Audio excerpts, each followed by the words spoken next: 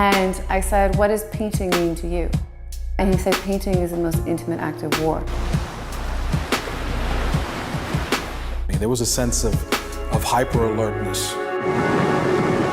When you're in an environment that's dangerous, there's an automatic hyper-alertness that you're in instinctive mode, much more than a rational mode. Again, to use Banks as an example, but you know, his is a very naive political message. But it's something that resonated right the way across the board. People liked the message. Same with JR, you know, same with Marcus. You know, I guess what partially drives me is simply to get some kind of sense of truth. I've picked up that he's somebody that's been in the trenches, and it's kind of nice because there's murals on the trench walls. If you look around, you'll probably find a handful that are actually trying to say something on a political level. Been out here every day since, I would say, 1999. You know, I used to take the train from the Bronx, set up on Prince Street.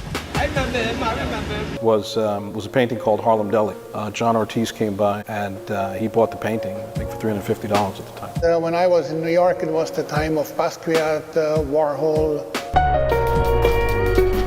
And people try to use that gambit by taking a graffiti artist and turning them into some kind of museum art. They did it with Banksy as well. We you know, this isn't real art, this isn't made properly.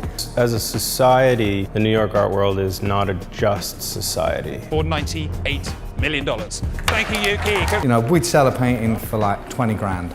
People go, this is just not going to last, it's not possible. You know, oh, I just sold another 5. It wasn't something I had to work for. It was very natural for me based on my own experiences and based on needing some kind of journalistic commentary in this century. We have a lot of propaganda, but there's not too much documentation. I couldn't compare him to anybody alive or dead.